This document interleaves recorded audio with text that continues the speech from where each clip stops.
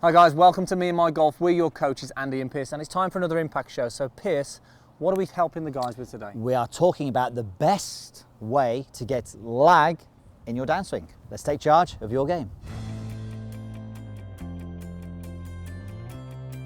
Welcome to the Kingdom here in Carlsbad, California. We're at TaylorMade HQ, still enjoying some of the California sun. It's definitely a lot easier in the sun, Pierce. Beautiful, what a day. So look guys, the whole theme for the month is swing faults.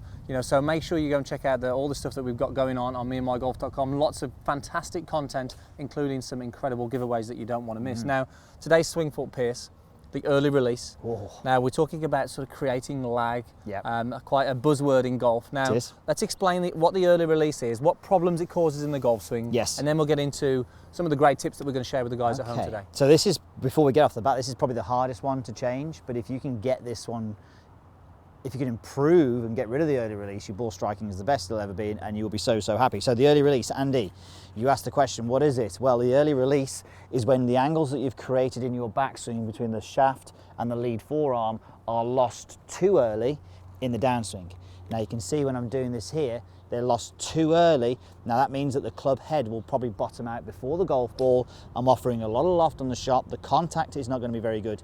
It's just a poor way to hit the golf ball efficiently. Okay, so if you're struggling with maybe a really high weak ball flight, maybe some ground first, or even a thin shot, then you probably are early releasing the club. Telltale signs, absolutely. And there's multiple reasons for this, which we're going to cover in a moment, but we're going to get into maybe educating what impact should feel like. And we're going to start with impact, because if we can improve what you're doing and what the feeling is through here, then it's so much easier, isn't it? And I think that the one thing that we need to stress here before this, there is another swing fault that can actually cause the early release, and people aren't aware of it. So if the club face gets overly open throughout any stage in the golf swing, especially this stage here, if the club face is open like this, there's a very high chance that you have to early release then to square the face up. I've squared the face up perfectly there, but I've early released it to do so. So let's get into the first maybe drill that we can give the guys at home, and really it's to create lag. Now, just before we get into that drill, I'll take a step back.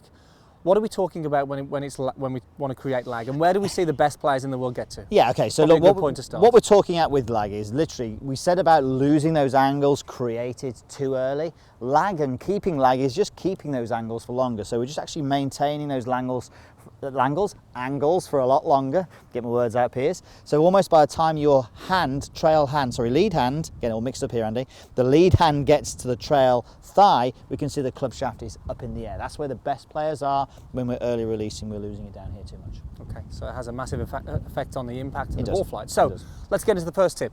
Okay, so let's just assume that we are working hard at getting the club face in a stronger position. So we're not in this open position here. We want to feel as though we get the club face in a stronger position. That is what you need to do doing this exercise. And this is something we learned from actually Chuck Cook. We've got loads of ways of doing this, but this is a really cool way from Chuck Cook. So what we're asking you to do is to have a little mini backswing, getting the club face in a closed position almost, and then from there, the angles that I've created in my wrists, I'm going to hold on to them. So I'm going to hold into the hit. There's no way we want to be leant forward as much as that, but in this drill, yes, we want you to achieve that. And as you swing through then, you're holding the angles until your handle of the club is over the alignment stick I have on my heel line. So this is on my heel line, and I want to hold the angles until I get through to here. So it's an exaggeration really of sort of feeling what the wrist would. If you do that backswing again, we're going to just quickly highlight the wrist. What we'll notice with Pierce, trail wrist here, it's bent back, the lead wrist is nice and flat, and all really he's going to do from there is swing through and hold on to those for a little bit longer, even into that through swing position there. This ball's going to go quite low as well, and definitely with a little bit of downward force on the ball. Yeah.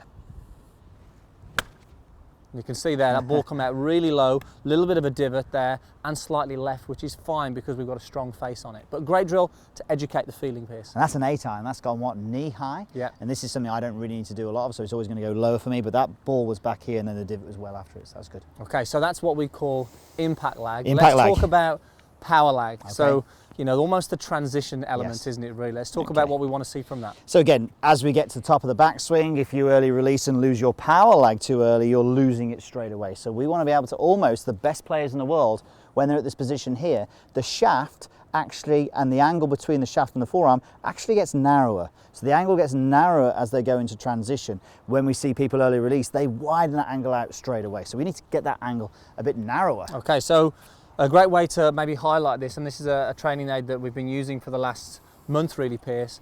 A great way to maybe just educate the hands and feel that transition in that power lag. Yeah, absolutely. So we've got this from the Da Vinci Sports. This is the TGT, Total Golf Trainer, and we can see I've got it hooked up around here so that the bar is on my lead wrist. So as I then go to the top of my backswing, you can see I've got it hooked into my wrist there. Now the objective is when I'm in that transition, I'm almost getting the feeling I'm pushing my wrist and forearm into this blue pipe, and I'm keeping it attached as I come down into this power lag position, and then obviously through the golf ball. So do that again for me, Pierce. What would happen if you release those angles too early from the top? So from there, if I release the angles, I will lose connection. Okay. So we're just really keeping that yellow ball and the tubing onto that wrist, and that's where we're going to feel that sort of, like you say, that transition, that power lag. Keep the contact. Keep the contact. So actually hit one? Yeah, just give it a go. So you can hit shots with this one, which makes it really cool as well. So keep that contact.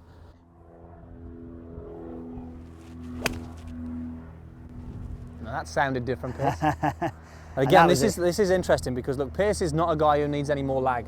So this is almost forcing you to do more. Yeah. I mean, that was a real pure strike, maybe a bit of a bigger divot than you'd like, but Yes. it emphasizes and that's the great thing, that actually made you have more lag. It did. There would have definitely been a lot more shaft lean than I'm used to, and as Andy said, I don't really need, if anything, I get too much anyway, so this is definitely exaggerating the point for myself. Right, we're nearly done. We've got Nearly? one more to do. Now, One look, we're more? bringing in some training aids here. We have a table here like so, and we're going to have the impact bag in front of us here. So we've got a couple of things we're going to do with this. Pierce, talk us through this last part really, which is all about releasing the lag, isn't it? It is indeed. So what we have is a table, obviously, and we have an impact bag from our friend Martin Chuck at Tour Striker. So what we get people to do when we actually see people with this exercise here is we want them to understand what it's like to get the club head from this position here and to keep that lag into this last part of the golf swing. So from here, if I were to early release, well, I'm not going anywhere, so my club head would be going through the table effectively. What we want you to do is to let the club slide, not really dragging it, we're letting it slide off the table. You can see how light the grip pressure is there, and look when I'm doing this. So from this position here, I'm sliding off, I'm creating more lag when I do this. So all the time, I'm creating more lag. And you'll notice, I'm sliding the club off by getting my body and moving it toward the target. So I'm turning my hips, moving my hips towards the target, letting the club slide as I do that. And then from there, all I'll do is hit the bag. And you can see when I'm striking the bag now, shaft is very much leant forward. This is a really good way of getting that feeling of sliding the club into that good area. Right, one more time, Pierce, because one other really important factor for the guys at home is when you hit the bag, you want to make sure that leading edge club face is dead square into that bag. What we don't want to see is an open face when we do this. Absolutely. So from there, lower body goes, I'm sliding, square the face. Okay, you can see how powerful that is. Look at the shaft leaning forward. Club face is really square. I'm taking this away now, Pierce. I want one more good shot from you. You want me to hit a shot? Taking the table away as well. All right, so again, same feeling. How deep will the divot be on this one, Andy? Okay. Well, so you don't need to do too much, but... No, I'm not going to think too hard on this one, but it's definitely helped me get those feelings through the ball that we need for a purer strike.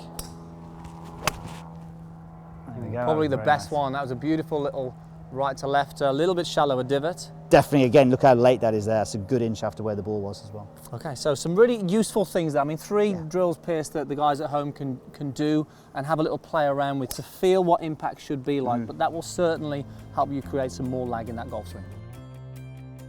Now, Andy, swing faults. Obviously, the theme in this video here is about hitting a draw. There are sometimes some swing faults that can happen as a result of trying to play a draw. So look, we need to obviously create a good impact where the swing path is out to the right. All you need to do is click that link in the corner and sign up for free at Me and My Golf. Please leave any comments and questions down below and we'll choose some to answer for you. Thanks for watching and we'll see you soon.